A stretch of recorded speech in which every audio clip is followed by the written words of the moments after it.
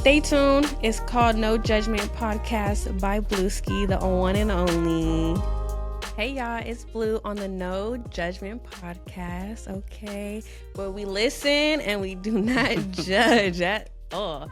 So I do have a special guest today, okay, on my little podcast. And I'm gonna let her take over. So you want to introduce yourself? I'm Kynnidi. Some might know me as Kim Blends. I'm a barber, entrepreneur / business owner. And I'm honored to be Blue's first guest on Yes, her my podcast. first ever guest. Yeah, It's crazy. It's my first time on a podcast, so yes. How do you feel? nervous a little Nervous bit, a little bit. but you know, Me too, jitters will come get on. out. Yeah, they'll get Yeah. out. How do you feel today? Honestly, like I feel really weird because like we talk like behind the scenes on the phone, like about real life shit. So Right. I don't know, just like how you said, environment, like it just feels weird. Just gotta get used to that. So let's get into it. So I know that you're a barber, Mm-hmm. and I know that you are a female. So like, how is it working in that type of environment and like competition wise with guys? Like, do they look at you differently? Like, how does that play out? I don't know. So being a female in like a male dominated industry, it could get tricky sometimes. Like just expectations people have for you and certain boundaries that you have to set. Like I'm a pretty laid back person. So, and like usually non-confrontational, but I will, set the boundary if I have to. But being a female in a male dominated industry, it gets like discouraging sometimes just because, there's not many of us and, I have to just make my presence felt in a situation where I'm not going to have too many people who are like myself that will like defend me in other cases. But thankfully, like I'm not hard to get along with and I'm easy to like, and I'm a pretty personable person. Like I'm a people person anyway. So most of my clients, we have a mutual respect. And so it doesn't get too crazy. I have had certain instances where I've had to, some might call it mean, but it's really just setting rules and standards for my business because people only do what you allow. And I just can't allow certain things when it comes to my business. Like I might let certain things slide when it comes to like a friendship or a relationship. But when it comes to my money, no, for sure. I need to be more like you because me, I feel like I'm so nice and I let people just walk all over me. But that's where you have to draw that line and have discernment where in certain situations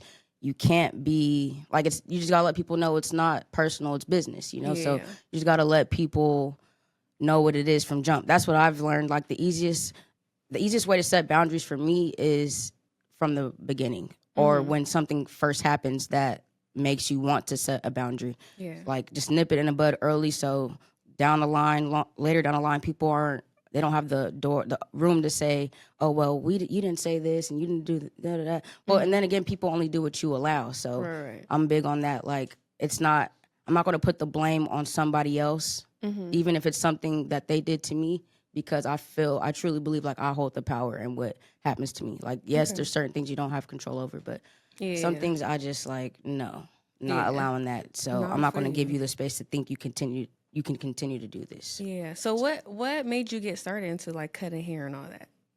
I feel like I never asked you that. No, you haven't. But it is definitely a story. So initially I kind of always had like an interest in hair like as a kid, not super seriously, but I have like 2 younger cousins. They're not hecka younger than me, but they're my baby cousins to me regardless. And I would always play in their hair, spray bottle with lotion, act like I'm a stylist and stuff. Crazy. Yeah, like just being a bad little kid, getting whatever I could find. I probably damaged their stuff way back when, now that I think about it, because lotion is kind of crazy. Lotion is crazy. But, and I also had like a lot of dogs growing up, and I don't remember where the clippers, I'm pretty sure my brother was using them or something, but there was always like a pair of clippers in our house, and I would like to groom my dogs. Okay. Mess them up too. That's crazy. Had them looking crazy. Right. But later on, like basketball was life for me. So I wasn't worried about cutting hair. I mean, I would try here and there because I had friends who, would be trying to do it. And I would ask, like, let me do something, like line you up or something. And they would be like, no, not having it. This is like around high school time. So, your appearance, like people, we cared about how we looked back Yeah. then. So they was like, no, not happening. So No, for sure. During that time, like all the way up until like my third year in college, I was hooping. I wasn't thinking about cutting hair. But it came a time where I was in my third year at Cal Maritime University. I was also an athlete, but something had happened to where they only had 6 majors at their school, and I wanted to major in psychology, and nice. I had to change it because they didn't have it. And so when I got there, basically, long story short, when I got there, I was academically a freshman because only my general ed stuff transferred over, but I was athletically a junior. Yeah, so and we were losing on top of that. So it would be different if we were like a really good team and winning, like it would give me more incentive to stay. So after I did a year, I didn't drop out, but I withdrew from college. And so now I'm just in the world as an actual adult, a real adult. That's where I feel like my adult years really started. But I was like, okay, let me try cutting hair because I was doing security, but I just felt like I had no social life. So I'm like, no, not doing this for the rest of my life. So I looked at the surrounding barber schools, and honestly, they wanted tuition as well. And so I was like, I don't want to get in more debt. And the girl that I was with at the time, she stayed in Sacramento, and she was always wanting to go see her family and stuff, but I couldn't because of work and things. So I started like, okay, let me look at the barber schools outside of outside of where we're currently living. And I found a good one, and the rest is really history. So kind of just took a chance and ran with it because you can be an apprentice or go to school, and I chose school. So okay, so I have a question. So you having these clients and you having these conversations and interactions and stuff like that, like have you ever had like a weird experience? Like what is the weirdest most it's crazy. Like, I have like a good answer for every, like I'm on a roll right now. So one time, and it's funny because this person is still my client, so I'm not going to use any names. Okay, for sure. So we're not judging over here. Yeah, right. So one time I had a client. Well, let's get to how I found out. So I have a barber brother. He's one of my bros that went to school with me. He's also a barber, and he worked at another shop during this time.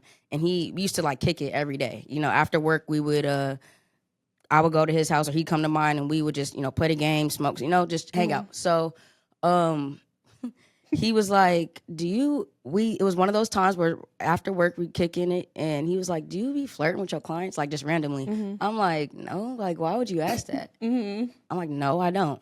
Because that's one thing also, I don't shit. Can I cuss? Yeah, go ahead. Okay. Go ahead. I don't shit where I eat. I don't mix business and personal life. I do my best not to. I don't think I ever have. So he asked me that, and I'm like, no, why? Because I guess one of my clients is real close friends with another barber who worked at his shop. And he was like, yeah, so one of your clients came into the shop talking about how, oh, yeah, Ken, she kind of fine, like basically talking about me in that way. And I'm like, I'm thinking about all the times he's came and got his haircut, and I'm like, wait, have I ever like did anything that he could have like led him on in a way that made like he could think that, like just giving him the benefit of the doubt, because sometimes I do be oblivious, but I would never obliviously flirt with my clients. So the weirdest thing is basically that one of my clients who really like, he looks like he could be my cousin or something. He went to another shop talking to one of his friends that worked there, basically gassing me up on how fine I was, and I'm like, you barking up the wrong tree. But you barking up the wrong tree. So how do you feel when a guy like tries to get at you or like be doing that? I never understood that. I don't get how guys be doing that. Honestly, I'm flattered because I've always felt like if you could pull both genders, you pop, you're doing something right. So exactly, not to toot my horn, but beat right. So yeah, I think I'm flattered, but when I like say I'm not interested and then you continue to do it, then I instantly just feel like, dang, okay, so this is how the bad bitches feel. Okay, I be feeling like a bad bitch a little bit, but not like not gonna entertain that, dude. Like, come on now, you can obviously tell. I get, maybe I'm not sagging my pants and walking around like him. I'm not doing that. I'm very aware that I am a female, and I honestly. I like it. I wouldn't want to change my gender. I don't feel that way. So, I just think it's a little aggressive, and I don't want to like assume and judge with their sexual preference, but it's like it's obvious that I'm not into what you're into. I like what you like, actually. Yeah, and actually. yeah, you Matter know, of fact. and you are just, again, I don't know what maybe it's the challenge or something. Like, Yeah, like I'm not. I never got that though. It's not like I'm not easy. If I wasn't the guys, I would never be that. So it's like maybe it's the fact that they know they can't get me on a regular day. So let me just try. Like, oh, I turned a stud out or something. Like, no, Right. that would never be me. I've never even been with a man. So I'm not that I like pride myself on that. It's just I'm not interested. Yeah. But yeah, I do find it a little weird. I wouldn't call them gay. Right. But because I am still a female, but It's when just, they keep pressing on, you know, then for it make sure. me feel a little way. I'm like, are you okay? Is you cool? So how do you react when they do get at you? Like if you was at a bar or whatever, like have you had that experience? Like, how do you be reacting? Like you be mean or you be like I don't think it's been. I've had like men compliment me like in passing, but it was never like something where because honestly I would never let it get that far. Like, so if I was in a club and a dude came up to me like, oh, I think you cute or I think you fine, I would say thank you and move along, go about my business. I wouldn't stand there and talk to him and give him any space or opportunity to make him think that I'm fucking with it. Right. So all right, so I'm gonna get into like a little bit of like, you know, a little sexual, you know. Okay, spicy. Right. So I don't know. I always be want to ask like, can I call you a stud? Like, is that cool? Okay, yeah. Cause you know how people. Okay, I'm not too particular. Okay, cool. So like, you know how like, yeah, I've been wanting to ask like studs like questions like what they be thinking and being the masculine, like you know what I mean, like energy, you know. Yeah. So, or people out there be asking like they be asking me because you know me, I'm into girls and I'm into guys, but I'm mostly into girls. But they be like, so how do you be having sex then? What? How do you? I be telling people use their imagination. Use your imagination. Use your imagination. However you think it happens, you're probably right. Right. Probably wrong too, but use your imagination. Yeah. So what? Are you curious as to? I'm curious. Like, well, I feel like I'm really more asking because like the audience and guys be asking me like, okay. How do you so please? Like, how do you please them? How do you please girls then? Like even like me, I don't like strap or nothing like that, right? So it's like they be like, so then what do you do? Right. Yeah. Like, I think. Can you explain that because like people don't understand. They don't. They don't. I don't know. They be so like one-minded and one-sided. People who are in heterosexual relationships view sex one way and don't see it being like, how could you be satisfied anything outside of that? But my thing is like, I always hear straight women say that they don't have great experience. It's rare if they have great experiences with a man. Right. And I believe that a woman knows a woman's body best. For sure. You know? So it's like, you know what you like done to you. So, I mean, yes, you learned everyone specifically in their needs and stuff like that. Yeah. But off bat, like if this is your first encounter sexually, you would want to do what feels good to you. Yeah. And then you move on and learn your person from there by talking and, you know, things of that nature. Even outside of the bed, you can just ask. Like, I think we're all grown up enough now to ask what your partner's sexual preferences are. And there's other ways to please without penetration, you know? So you can definitely catch your nut other ways. Sorry for being vulgar, but I mean, it seems like almost like common sense to me. You know, for sure. Because I think what it is, they be, I don't know, I never felt it, but have you seen things where like straight men low-key be beefing with studs? Yes, I don't get that. I don't get that. Why do they be hating so? Or when studs be hating on other studs, I don't get that either. I've never been a hater, so that's not a hating bone in my body. But why do you think they be doing that? Competition, pride, and ego from both sides, really. Because I think sometimes, like, I know I'm sure you do too, but a handful of studs that are like super in their masculine energy to where they don't even identify with the female parts of them, and they may be transgender, but who knows? I just think some of it is a little delusional. Like, I've dated women with children before, and sometimes I've never like beef with nobody, baby daddy, but there was times where there'd be little jabs and subliminals thrown towards me through the baby dad and like through their conversation, and it's like, dude, I'm not trying to replace you as a parent because I could never be this little child's dad. You know, biologically, I can't. You know, like I'm a woman. I could be a stepmom, but I know studs who have children and want their kids to refer to them as dad, and they want their girl to call them their nigga and not their girlfriend. I just think it's delusional. I think that part of it is delusional. Really? Sorry, I know it's no judgment. I'm so sorry. I'm so sorry. You're right. I'm so sorry. You know, because you know, at the end of the day, if you like it, I love it, and that's and what they're doing in their households doesn't affect me. So, but that's just my opinion, right? And then it doesn't bother me, honestly. It's just when I do hear about it, I'm like, that's kind of crazy. Okay, so spicy question. Another spicy question. Okay. How do you feel about like open relationships? Like, all right, would you be down with it? Like, what's up? What's your definition of an open relationship? Because I think it's subjective, depending on who you ask. Like, what's an open relationship to you? To me, I feel like you guys are able to do your own thing, but in that relationship, or bring someone in that relationship, or basically like be more open. I don't know. Okay. I don't know how to explain it. All right. I think I'm gonna go after you. Relationship is because open and being poly is different. Okay, yeah, for sure. Like bringing someone in to me would be poly. Like if it's just a one night thing, I think that y'all just had a threesome. I don't think that's necessarily an open relationship. Yeah. Open relationship is, to me, is when you have like a girlfriend or boyfriend on the side, not necessarily the side, but outside of the main relationship. And would I do it? Personally, no.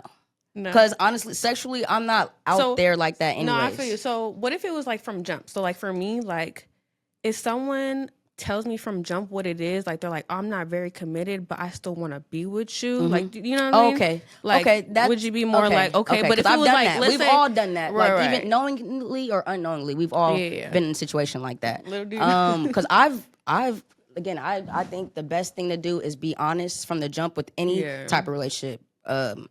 Platonic, intimate, whatever it is. I think the best thing to do is be honest. So I've been single for the longest time. I've been single for a long, it's been like 3 years. It's time though. I feel like, really? Like, dang, like it's been, again, I'm not going to settle. I'm okay with being alone. Right. I love my peace and solidarity. And if I'm going to trade that for problems, I don't want it. So my standards is definitely Empire State Building high, but but with open relationships, I feel like I've definitely like initiated one without really, not intentionally, but I definitely got into a situationship with the girl and was like, look, I'm not trying to be in a relationship. I'm not trying to commit. It's not saying that I don't care about your feelings or I don't fuck with you. I'm going to openly embarrass you or anything like that. Right. But I don't want to be girlfriend and girlfriend. I don't want to do that. But we could fuck with it type. You know, like. Wait, so what's your type? Like physically? Yeah. Okay. I typically go after mixed girls, preferably mixed with black. I've never dated like an Asian. She's explaining me. No, I'm scared. I'm just kidding. No, but physically, I ain't gonna lie. You are my type. Okay. Like like if I showed you my ex, if I showed you my ex, you'd be like, oh, okay, I get it. You know, but usually like curly hair, petite, same height. I mean, I don't mind dating a girl a little bit taller than me, but I don't want like a huge height difference. No, for you. Now that I think about it, I don't think I've dated a girl. Well, she was about like 2 inches, but so you couldn't really tell. Like we were still eye level. For sure. But smell good, you know, hygiene on point. 100%. Nice teeth. Okay. That I ain't gonna lie, I'm shallow about certain shit. Nice teeth. She has to be pretty. I ain't gonna lie. She has to be not like a little ugly like Gorilla said. No. Just a little bit ugly. I get that for women who date men. Like I get that. You don't want a super pretty boy ass. Yeah, like, I get it. But like what Drake said, he said, you think that was Kendrick. You dating niggas that thinking they cuter than you. Oh, God. You know? That's what he said. So yeah, you don't want that. No, for sure. But yeah, they got to be like an 8 and above. I'm the type like if they ain't looking, if dudes ain't shooting they shot at you almost daily. Yeah. If they ain't looking, I don't want to. Sorry, giving. Like no. So okay, so this is another thing. So I hate when like someone has a bad bitch, right, and they don't know how to handle a bad bitch. So like I see that a lot. Like, what's your I think you should. The reason that you are interested and that you're even attracted or enticed in a person you should want that to flourish. You know, like you obviously got at her because you thought she was a bad bitch. Right. So why would you try to turn her into a homebody or make her look into like a homebody? You know, after that, I think that is insecurity. Honestly, no, like just people. Because I want like, if my girl is like, do I look good? Should I wear this? I'm like, yeah. Like, especially if we're going out together, like, what's to be insecure about? Again, no, if they ain't looking, I don't want her. So I think she should wear whatever she wants, whatever makes her feel the sexiest or, you know, most comfortable in her bad bitch energy. I want that I want my girl to pop it. Like, I don't want her to feel, or because insecurity on the other end leads to her monitoring your social medias and being like, oh, why did you like this girl picture? And like, no, you want your girl to feel like the baddest one alive. Right. You know, so what's the craziest experience you've had like in a relationship? Like, have you had any crazy shit happen? Yes. How? You've seen what I went through, but I want to know what you went through. Okay, wait. What type of crazy are we talking about? Like, gonna choke you out. Okay. Crazy. Okay. We're talking about the same crazy. All right. Okay. I've had a few, but we're healed now. Right. We're healed now. We're good. We're good. No judgment. We're healed now and past the toxicity. I don't want to be crazy in love. I want to be healthy and happy in love. Okay. But in my past, I have had a girl. It was a situation where it was definitely my fault. Not to say that what transpired after or because of this is okay, because it wasn't. But it definitely, I antagonized it. So I was on some like trying to have my cake and eat it too thing, and basically the girl that I was dealing with, the new girl that I was dealing with, found out and felt ultra disrespected and popped up at my house with scissors in her back pocket. Scissors? Thank God it was a knife. Not you trying to upgrade the weapon. But scissors is like what? Yeah, I guess scissors. It was the first thing she could find. What kind of scissors? The kid scissors? No, it was actually like a nice adult scissors. You're not playing? And she would have just opened one of them up. That's a knife, crazy. Basically. No, but for sure. She popped up at my house, knowing that I told her this too. There's a guy. He's like a neighborhood watch dude. Yeah. He just look out his window. He look out his window all day and want to just call the police on everybody. So she knows this, and they're right in front, right where she pulled up. She acting cool on the phone, like, "Hey, I'm at your house." Da, da, da. Act like she's like finna drop something off to me, like some food or something. So I come outside, kind of suspecting. I'm like, "You ain't never acted like this. This seems suspect." So I go out there, and she just standing outside her car, like hitting one of these, like, "Let me see your phone." I'm like, she ain't playing. I'm like, damn. So I get in the car because she starts yelling and stuff. And I start looking over to where the neighborhood watch dude is at. And she's like, yeah, I hope he here. I hope he called the police. I'm like, oh God. So yeah, we sit in the car and she's going through my phone. And immediately, like not immediately, but once she find what she was looking for or some stuff, she get out the car, slam my phone on the ground. Yeah, thankfully she didn't get to use the scissors. But man, this girl, I'm like, that's not funny, but damn. No, it ain't, but we can laugh now. Yeah. So I get out the car with her because she's just, I hate you, screaming. I'm feeling bad because I'm like, damn, I really hurt this girl's feelings. But she's trying to like attack me now with her fist. So I'm not, but again, I feel like deeply like I'm in the wrong, and I know dude is watching, so I'm not active. Like, we're both women at the end of the day. Right. We could, if I wanted to, I would, but I'm like trying to get her to stop, and she's quick. She's quick. She quick, so she kind of like maneuvering and getting out of the hold, like me trying to keep her away, and I ended up with a black eye. That's crazy. Yeah, it was. How? Crazy. When was this? This is before I knew you. Damn. This was like. It's 2025. This was like 2 years ago, at least 2 years ago. That's crazy. Yeah, that was crazy. Funny thing is, though, we still talk to this day. Okay. So, like, I'm sure y'all laugh about it. We don't even talk about it no more. Well, sometimes we do. But yeah, we That's crazy. I try to just stay away from that. Again, right. I want to be healthy, mature, and happy in love. But yeah, I still got love for her. Mm-hmm. So, and that's actually the person that had the child. So, So yeah, me and her daughter still got a tight bond. So I still keep in touch. That's good. Yeah. Okay. So backtracking to the very, very beginning, I feel like we didn't say where you're from. Where are you from? I never really knew where you're like specifically from, though. Okay. So, I was born in Concord. Okay. But I lived in Vallejo till about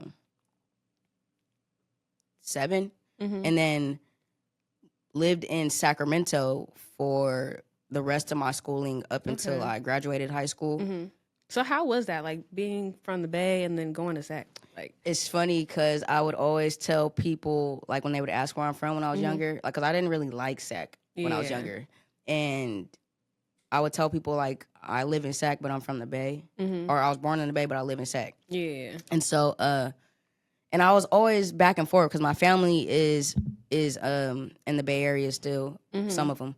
And so I was always back and forth, and I've always felt, I didn't feel like a Sac person. Okay. You know, I've always felt like I have that, you feel me? I always feel like I got that. Yeah. I always feel like I had that Bay in me, like always, sure. Just the culture. Yeah. So I've never felt like I was from Sac, but it was different, I guess. I mean, I made friends along the way. Like I'm a people person, and I wouldn't say I'm like social because I can be very shy, but I clicked with who I needed to click with, and sports has always been my focus. So I usually click with the people who are on my teams and stuff. But I made a lot of lifelong connections along the way. But I like it. I mean, Sac is cool now because I'm older. I think why I didn't like Sac as a kid is because I just didn't have a car. I wasn't able to go the places that I wanted to go. My mom said, make sure you got a ride home. You know, she would never take me both ways, ever. Yeah. So I just, and now I got money and stuff now, so now I can move around and do what I want. Because Sac is starting to look like the capital. No, I'm not going to lie. They doing it up. They're going to, yeah, for sure. So I am very thankful for you coming on my podcast, my first ever guest. My first ever podcast. No, for real. I love that so much. So do you have any last words you want to tell your audience? Shout yourself out, all that. Yeah. All right. So again, like y'all know, I'm a barber, so you could find my barber page and book y'all haircuts. Really check me out though, because I'm a magician, surgeon. Make my shit straight, bitch. Yeah. No, and I will. I promise. But you can follow me at Ken Blends. That's KYNBLENDZ. And my personal page is God Sent Ken. That's spelled GODSENTKYN. Okay. Other socials I don't really frequent, so yeah, that's about it. Okay. Well, thank you for coming on my No Judgment podcast. I was not judging, but you was judging. Okay? I know, I cleaned it up though. I cleaned it up. I'm just kidding, but appreciate you so much. I hope you have a great day. Yeah. Right? You have same.